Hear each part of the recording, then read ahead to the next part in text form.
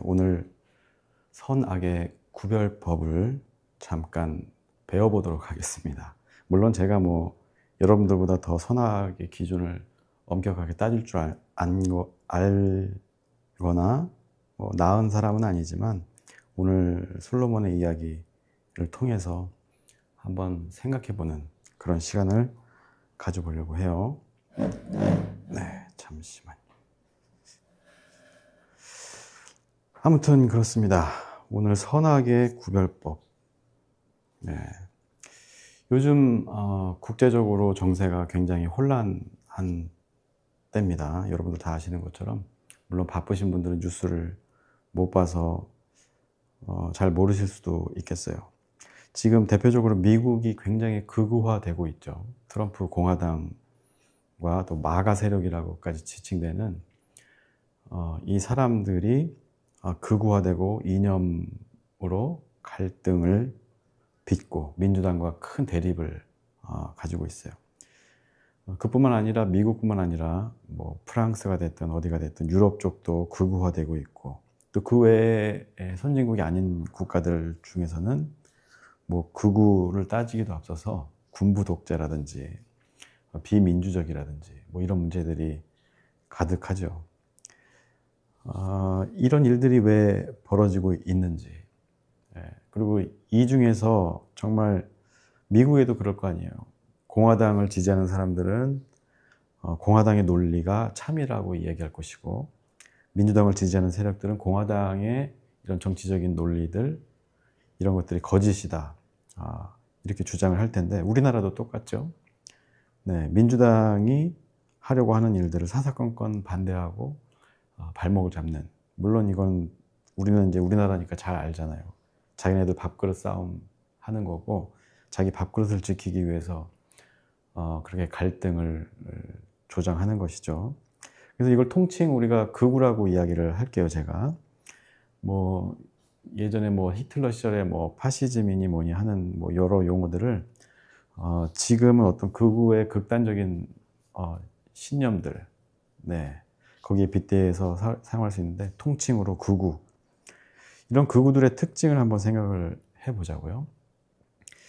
이들은 공통적으로 어떤 그 혐오의 차별의 대상을 만들어 놓고 그 사람들과 갈등을 유발함으로써 정치적인 이득을 얻는 이런 특징을 가지고 있어요.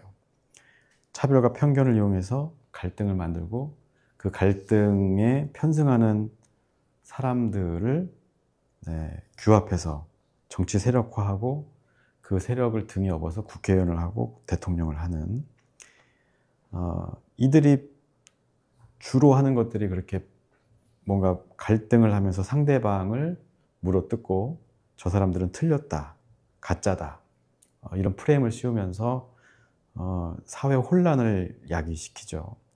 지금 미국도 그렇게 하고 있어요. 미국도 지금 이민자들을 대상으로 저 사람들이 우리의 일자리를 뺏었다. 그리고 그 외의 선진국들, 특히 우리나라, 일본, 중국 같은 나라들, 중국은 선진국이라고 할 수는 없지만요. 여기서 물건을 사다 쓰는 입장이잖아요, 미국이. 그러니까 어떻게 보면 경제적으로 자기네들이 종속됐다고 생각을 하면서 물건을 많이 팔고 있는 나라들에게 투자를 하라. 말하자면 생돈을 달라고 하는 거잖아요. 지금 일본도 지금 그렇게 서명을 해서 난리가 났는데, 우리나라도 그렇게 하라는데 지금 이재명 대통령이 거기에 최종적인 사인을 유보한 상태죠. 참 지혜로운 것 같아요. 아무튼 지금 모든 동맹들, 또 이민 온 사람들, 취업비자 받아서 온 사람들을 다 적으로 만들어서, 공통의 적으로 만들어서 지금 지난 주간에 제가 정말 화나는 일이 일어났죠. 우리나라 노동자들 316명이었나요? 네. 그 사람들을 추방하려고 했었던 이런 일들이 벌어졌고, 또 그로 인해서 지금 미국에 투자하고 공장을 세우려던 이런 계획들의 차질이 생기게 됐죠. 네, 이렇게 아무튼 결국에는 누군가를 혐오의 대상으로 삼아서 자기의 어떤 통치 수단으로 삼는 거는 효과적일 수는 있으나 결과적으로는 재발을 히틀러를 찍는 이런 일을 하고 있는 것이죠. 트럼프와 같이 했던 아주 대표적인 인물이 바로 히틀러예요.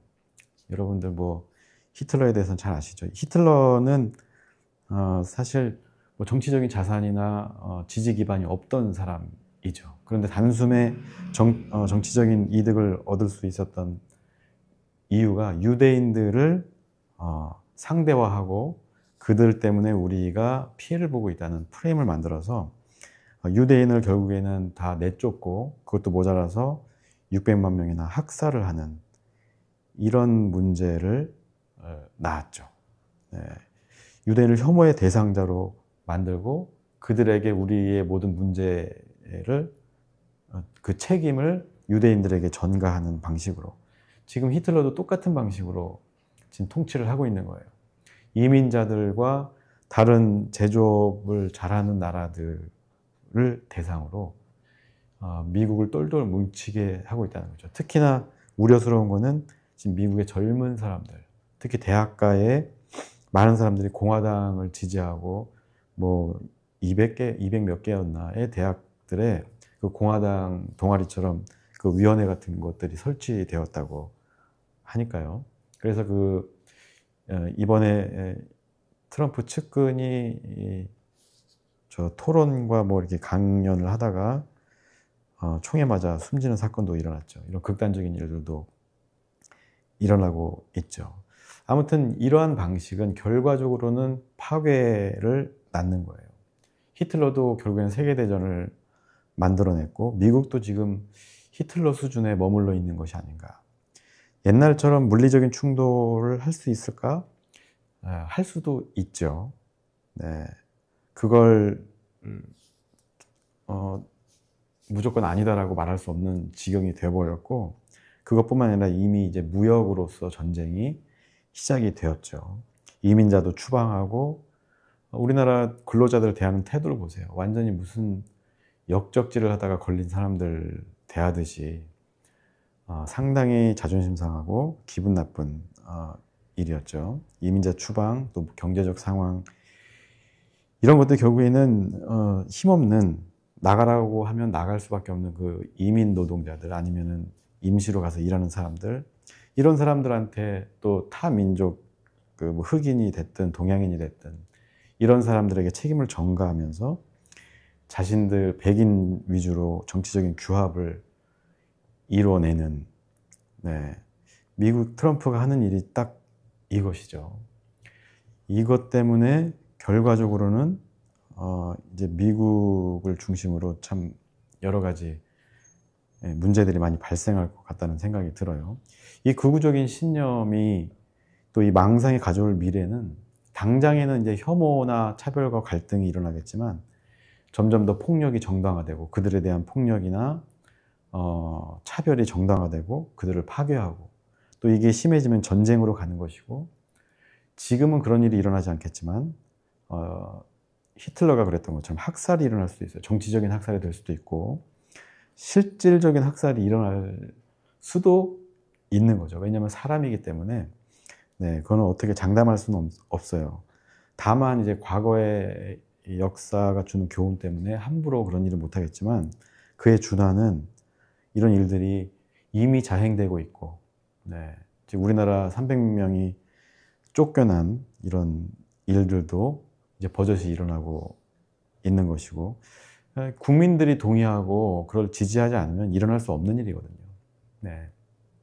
그러니까 지금 미국은 극우화되고 그 극우화된 세력들이 규합을 해서 일정 부분의 어떤 담론들이 이런 혐오의 담론 이런 것들이 만들어졌다 이미. 이 상태에서는 미국이 글쎄요 얼마나 오래 그 명성을 유지하고 세계 패권을 움켜쥐고 있을 수 있을지 지금은 힘으로 할 수 있다고는 하지만 중국이 치고 올라오고 있고 또 방산 같은 경우에도 우리나라를 의지하지 않으면 더 고도화시킬 수 없는 이런 상태에 와 있잖아요.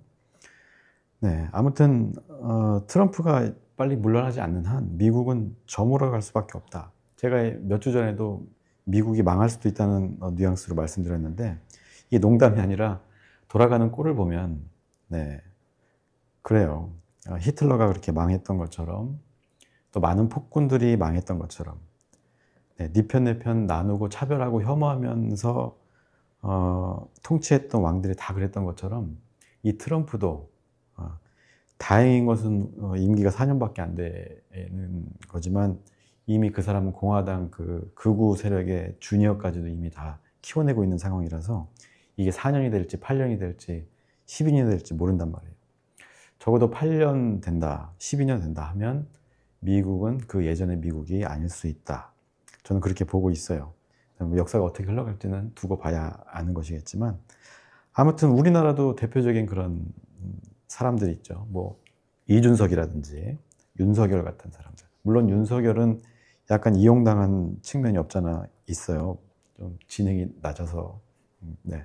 이준석 같은 사람도 젊은이들을 대상으로 해가지고 극우적인 사고 또 편가르기를 해서 그 반사이익을 얻는 형태로 지금의 국회의원 자리까지 올라왔잖아요. 이 세력이 집권을 했을 때 우리나라는 어떻게 될지 상상하기도 싫은 겁니다. 그래서 지금 40, 50대들이 정말 열심히 그 투표장으로 달려가서 이재명을 지지했던 거예요. 이재명이 좋고 나쁘고를 떠나서 옳고 그름을 떠나서 적어도 이준석이든 국민의힘에서 그런 말도 안 되는 극우적인 사고를 가지고 신념을 가진 사람들을 대통령으로 세울 수는 없었던 것이죠. 아마 그랬다면 우리나라의 극심한 갈등으로 인해서 경제도 파탄날 것이고 또 남북으로 나누어진 것도 모질라서 이제 동서로 나눠질 수도 있는 이런 참담한 현실을 우리가 경험하게 될 수도 있었다. 이렇게 말씀드릴 수 있어요. 이제 솔로몬의 재판, 오늘 성경으로 돌아가서 이 이야기는 워낙 다 아시는 이야기이기 때문에 제가 또 몇 번 말씀드리기도 했고요. 여기서 진짜 엄마와 가짜 엄마를 구분하는 솔로몬의 지혜를 우리가 배워야 한다. 이 말씀을 가지고 사람들이 솔로몬은 위대하다는 그런 결론으로 다다르는 사람도 있겠지만 그거는 이제 단편적으로 봤을 때는 솔로몬이 되게 지혜로운 사람이구나. 이 정도로 끝나버릴 수 있죠. 지혜로운 사람이니까 다 옳은 일만 했냐? 그건 아니거든요. 솔로몬 때문에 어쩌면 이스라엘이 남북으로 분열하고 또 그리 오래 가지 못하는 멸망할 수밖에 없는 그 단초를 어떻게 보면 솔로몬이 제공한 거예요. 이거는 나중에 시간이 되면 한번 나눠보도록 하고요. 아무튼 이 당시에 솔로몬의 재판, 진짜 엄마와 가짜 엄마를 어떻게 구분했어요? 진짜 엄마는 그 아이를 살리려고 저 가짜 엄마가 진짜 엄마다 이렇게 이야기하고, 가짜 엄마는 아니다, 그런 거 다 필요 없고 애를 반으로 나눠서 공평하게 나눠 갖자. 네. 그래서 반으로, 어차피 사랑이 없으니까, 내 자식이 아니니까 사랑하는 마음이 있겠어요? 그냥 반으로 나눠서 애 죽는 꼴을 봐야 내 한이 조금 풀리는 것 같은 그런 마음을 가지고 있었던 것이죠. 말하자면 이렇게 반을 가르자, 편을 가르자. 그리고 그 생명을 죽여서라도 나의 이익을 추구하겠다라고 하는 사람이 가짜인 것이죠. 진짜 엄마는 생명을 살리는 것을 선택하는 것이고, 가짜 엄마는 생명을 해하는 것. 그것으로 이 가짜와 진짜를 구분할 수 있는 거예요. 지금 우리나라든 미국이든 가짜가 판을 치는 거예요. 또 세계가 지금 우경화되고 있다고 했는데, 세계적으로도 이 기존의 어떤 질서 속에서 민주적으로 해왔던 일들에 대한 불만이 왜 없겠어요. 그런데 그 불만이 말하자면 일반 사람들 가슴속에 맺혀 있다가 이제 이런 마음들, 불만이 있는 사람들의 마음을 이용해서 편을 가르고 이 나라를 반으로 쪼개는 한이 있더라도 내가 정치적인 이득을 얻고 내가 승리하면 그만이다 라는 이기주의가 팽배해져 가지고 다 우경화되고 있다. 네, 우리나라도 그런 길목에 서 있다가 겨우겨우, 어떻게 보면 이 윤석열이 내란을 안 저질렀으면 이대로 갔을 수도 있거든요. 근데 다행인지 불행인지 내란이 일어나서 이걸 척결할 수 있는 명분을 얻은 거예요. 그러고 보면 참 우리나라가 큰 축복을 받은 나라가 아닌가 싶어요. 아무튼 나라가 어떻게 되든 남이 어떻게 되든 내가 가진 분노나 박탈감, 이거를 아무 죄 없고 힘없는 사람들한테 전가하고 그 사람들을 핍박하고 혐오하고 차별하는 것으로 자기들의 문제를 해결하고자 하는 이런 문화가 팽배해지고 있다는 것이죠. 미국도 그렇고요. 좀 전에 설명했던 것처럼. 그래서 가짜들은 나라가 반이 나든 이민자들이면은 뭐 그 사람들만 있겠어요. 가족이 있겠죠. 아이들, 어린 아이들까지 평생 미국 밖에서 살아본 적 없는 애들까지 자기네 나라라고 쫓겨가면 말도 모르죠. 문화적으로도 다르니까 당연히 살아가기 힘들죠. 이것만 봐도 이민자들을 무조건 내쫓는 것이 얼마나 비인간적이고 또 인권에 대한 의식이 없는가를 단적으로 나타내는 것이다 하는 거죠. 근데 그런 게 상관이 없다는 거예요. 극우들이 뭐 국민을 사랑하네 어쩌네 뭐 경제를 살리네 마네 하지만 결과적으로는 그냥 분열시키고 편갈라서 그 편 중에서 내 편이 더 많아지게 자꾸 만드는 거 말고는 하는 게 없다는 거예요. 이런 가짜들은 결국에는 어디를 가나 생명을 해하고 사람들을 갈등에 빠뜨리고 혐오를 하게 만들고 혐오를 생산하고 자신의 탐욕이나 욕망이 시키는 대로 나라를 반으로 나누고 생명을 반으로 나누고 갈기갈기 찢어놓고 그러면서도 자기는 잘했다. 그리고 거기에 부안해동한 우매한 백성들은 잘한다 잘한다 하면서 박수치는 것이죠. 이게 가짜인 거예요. 가짜의 최후는 뭐 다 아시는 것처럼 비참한 죽음밖에 없겠죠. 우리가 이 지점에서 생각해 봐야 될 것이 복음이라는 것이에요. 복음이라는 게 뭐예요? 정의, 공의, 평등, 서로 존중하는 그 마음. 하나님이 우리를 죄인인 우리를 의롭다 말씀하신다는 거. 맞아요. 우리는 다 의롭지 못하고 죄인이고 우리는 혐오하고 싶고 어떻게 보면 그렇게 편을 갈라서라도 내 이익을 취하고 싶은 그런 이기적인 존재일 수 있단 말이에요. 그러나 하나님은 넌 그런 존재가 아니야 원래. 내가 예수를 보내서 예수를 대신 희생시켜서라도 너의 죄를 없애줄 테니 이제는 그 복음의 빛 아래서 진실하게 선하게 살아가라. 정의롭게 공의롭게 살아가고 혐오를 거두고 그 차별을 거두어라. 이것이 복음의 핵심이고 본질이거든요.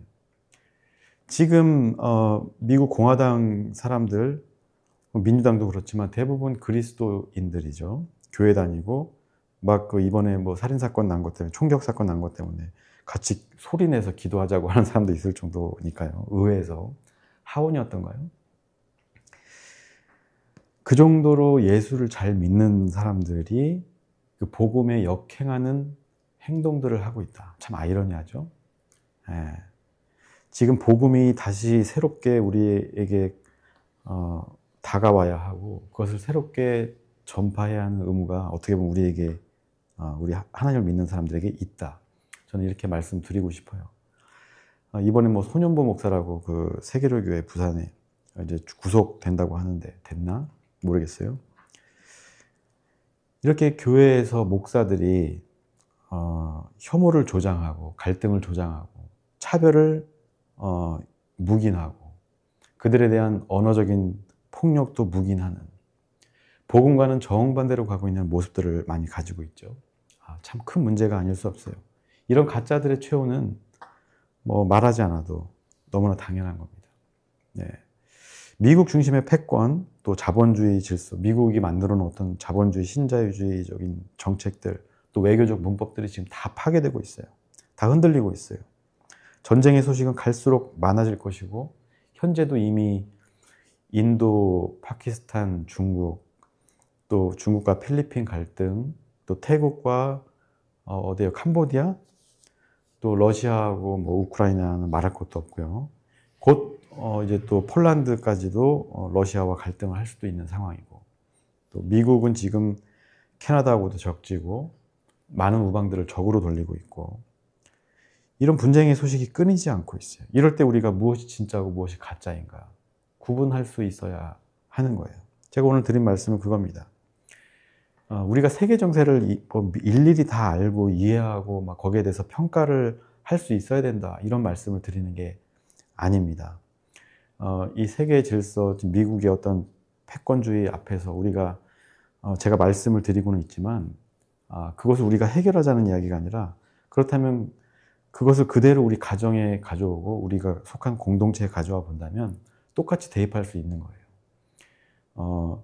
보통 가정에서는 남편과 아내가 적이 되고 서로를 편 가르면서 아빠가 좋아, 엄마가 좋아, 농담처럼 얘기하지만 참 안 좋은 얘기죠. 그렇게 하기도 하고, 여러분들이 속한 공동체라면 뭐 직장이 될 수도 있고 어떤 동아리가 될 수도 있고 교회가 될 수도 있고, 그 안에서 얼마나 수많은 갈등과 차별과 편견이 있어요. 오해가 있어요. 네. 우리가 복음으로 산다고 하는 사람들, 복음 때문에 구원받았다고 하는 사람들이 그와 반대의 길로 가고 있다면 그거야말로 문제고 또 시간 낭비고 돈 낭비 아니겠어요? 네. 내가 복음대로 살지 않으면서 여전히 누군가를 혐오하고 차별하고 미워하고 핍박하면서 마음으로라도 그렇게 죄를 지으면서도 교회를 다니고 헌금을 하고 시간을 내고 목사님 말씀 듣고, 이게 무슨 낭비란 말이죠. 네, 나는 어느 편에 서야 하는가? 당연히 진짜 편에 서야 되는 거예요. 진실 앞에 서야 되는 거예요. 보수니 진보니 하는 가치는 이미 다 사라지고 없다고 봅니다, 저는. 진짜냐 가짜냐만 남은 거예요. 그래서 우리가 너는 진보냐 보수냐, 나는 보수야, 나는 진보야, 이렇게 얘기할 필요도 없고 그런 말에 휘둘릴 필요도 없다고 생각을 해요.